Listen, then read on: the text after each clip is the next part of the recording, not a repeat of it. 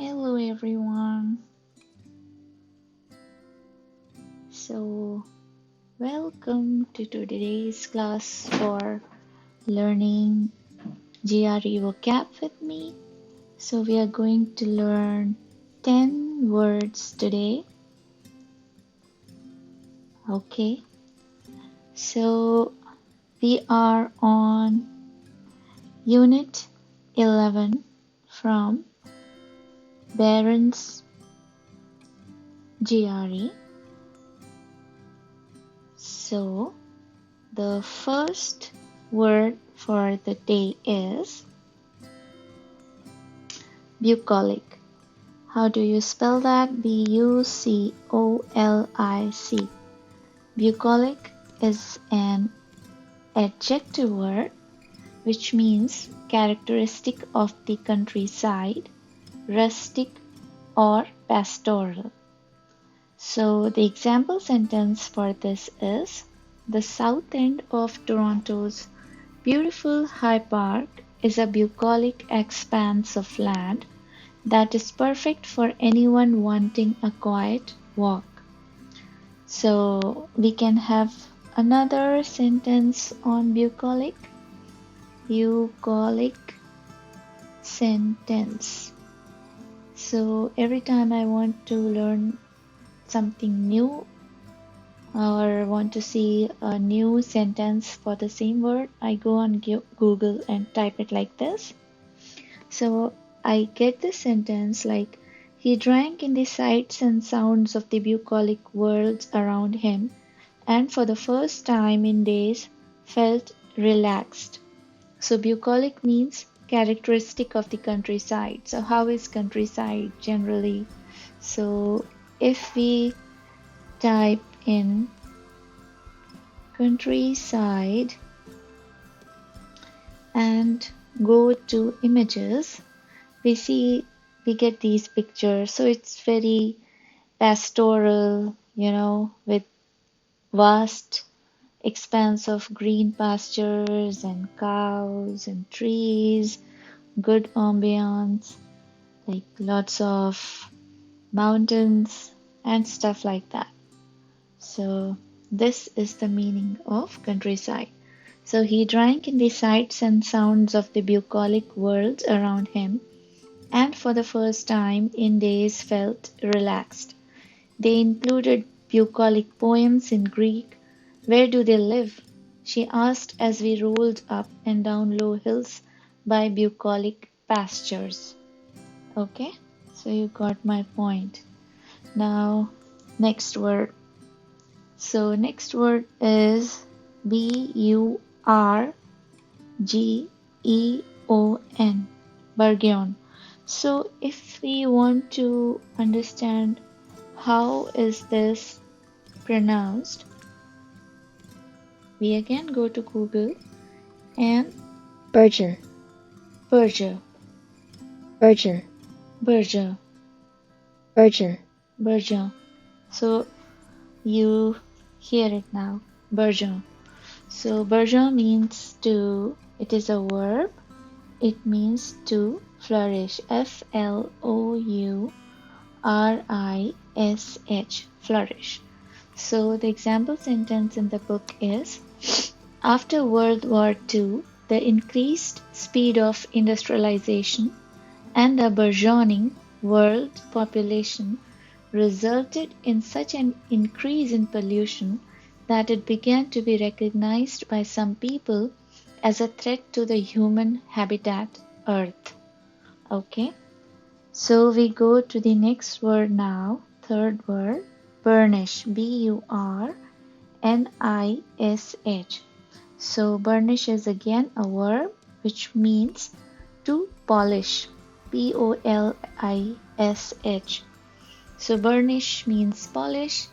So the example sentence for this is, the poet T.S. Eliot burnished his reputation, that is polished his reputation as one of the master poets of the 20th century with 4 quartets, 4 long poems published between 1936 and 1942.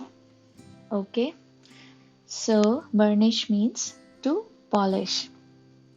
Next word is buttress. Buttress.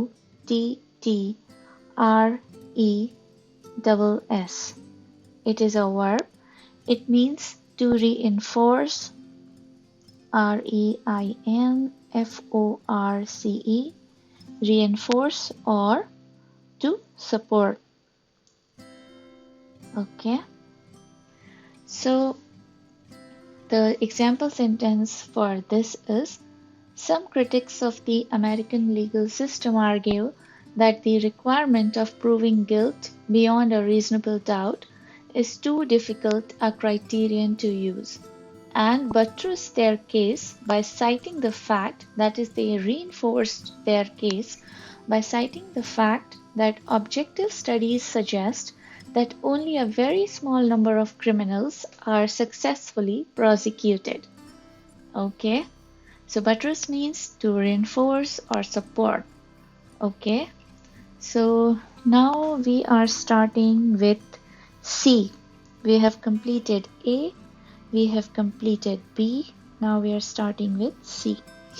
So in C, the first word is cacophonous. Cacophonous. Cacophonous is an adjective word which means unpleasant. Unpleasant.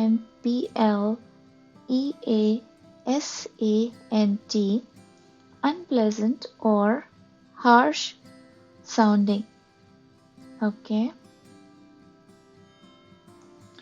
So the example sentence for this is: the dissonant harmonies of the great jazz pianist and composer Thelonious Monk might seem cacophonous, that is, might seem unpleasant to some listeners, but to many jazz aficionados, they are sublime.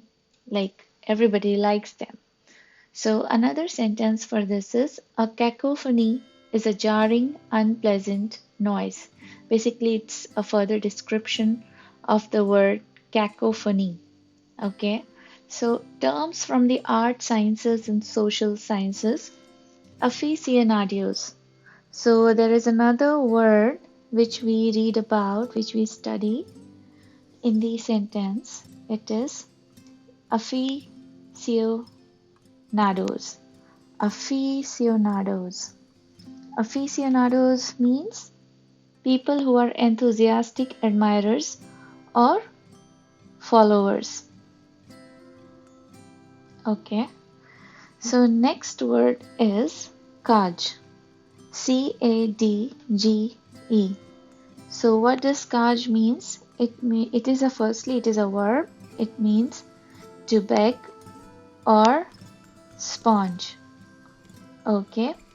So the example sentence for this is: an enduring image of the Great Depression in America is the out-of-work man cadging money with the line, "Hey mister, can you spare a dime for a cup of coffee?" Okay, cadging money with the line. That is begging money with the line, "Hey mister, can you spare a dime for a cup of coffee?" So it is something like this. And the example sentence is this: an enduring image of the Great Depression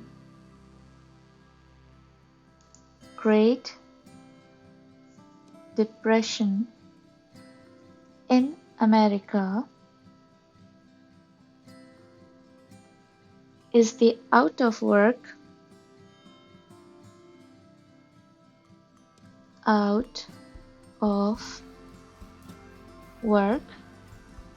man. Now here is the word cadging. Cadging. Cadging means begging. Money with the line.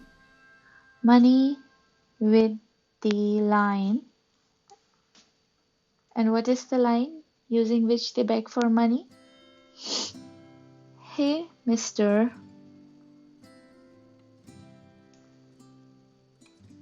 can you spare a dime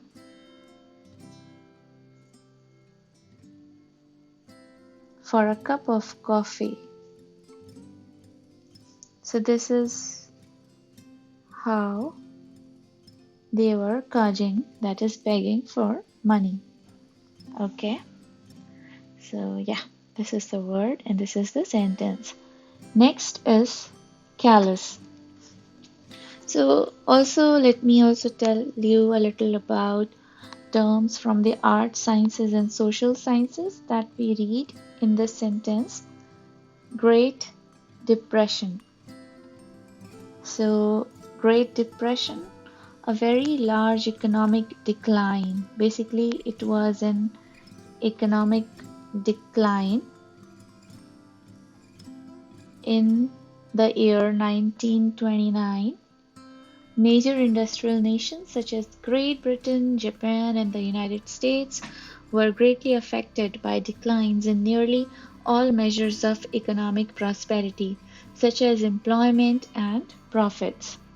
Okay, so maybe you can read a little more about Great Depression. So just for your knowledge. And then seventh is callous, C-A-L-L-O-U-S. So callous is an adjective word which means thick-skinned, or it also means insensitive. Okay, so Jim's terrible experiences in the war have made him callous about the suffering of others, like thick-skinned, insensitive. Then comes calumny. Calumny means C-A-L-U-M-N-Y. It is a noun. It means false and malicious accusation. Okay. False and malicious accusation, or the other word for this is slander. So the example sentence for this is very good one. Be thou just as ice, as pure as snow. Thou shalt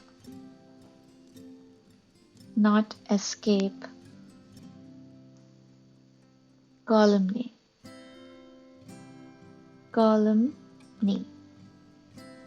This was by William Shakespeare in Hamlet. So it basically false and malicious accusation, slander. So be as ice, as pure as snow, and thou shalt not escape calumny. Okay, so I didn't understand this sentence, so maybe I will just write it down here in Google and try to understand.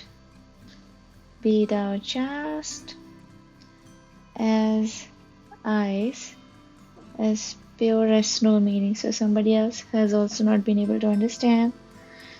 So it means let me see the spark notes.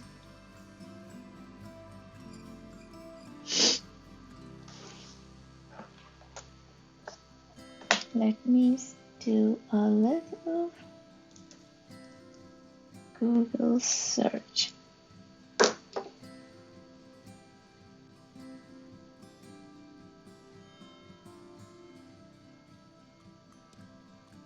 Didn't understand that.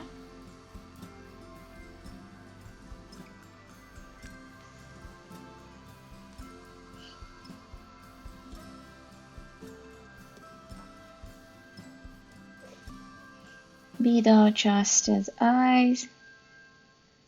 So be thou, even though you may be. It is obviously Shakespearean English, no longer used. You'll find chaste in any dictionary. It is a statement.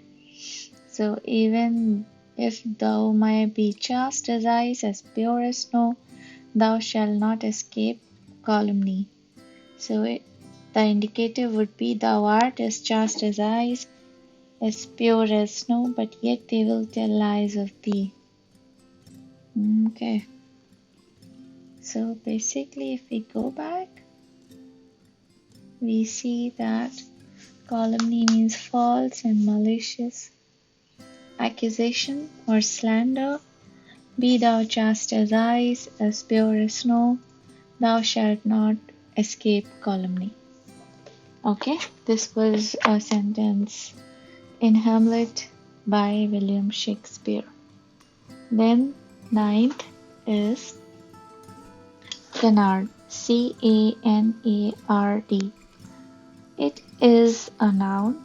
It means false or deliberately misleading story.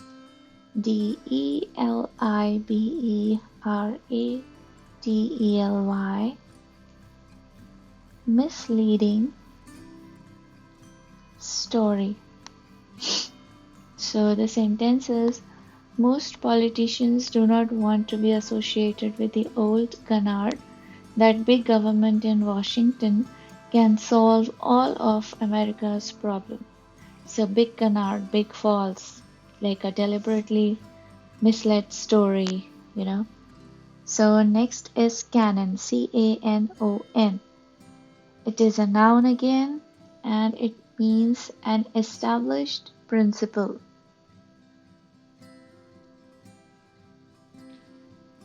An established principle.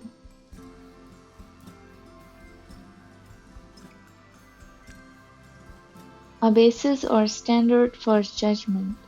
Basically, a basis or standard for judgment. A group of literary works. It can also be a group of literary works. So, canon means canons of aesthetic taste vary over the years. The Rococo period, for example, valued ornate art. So, a group of literary works. Nice sentence. The 60-volume Great Books of the Western World is an attempt to gather the central canon of Western civilization into one collection. Basically, to gather a central canon, to basically establish a principle. Canon can also be an adjective. The system of civil law originated in the Roman Empire and was kept alive in the Middle Ages in the canon law of the Church. So here it is an adjective and not a noun. In the canon law of the Church. So so this is all that I have today for you. So we finish the 10 words for the day, and we will see each other tomorrow and learn more 10 words and move on. So thank you for being here and learning with me. Okay, so this is bye bye.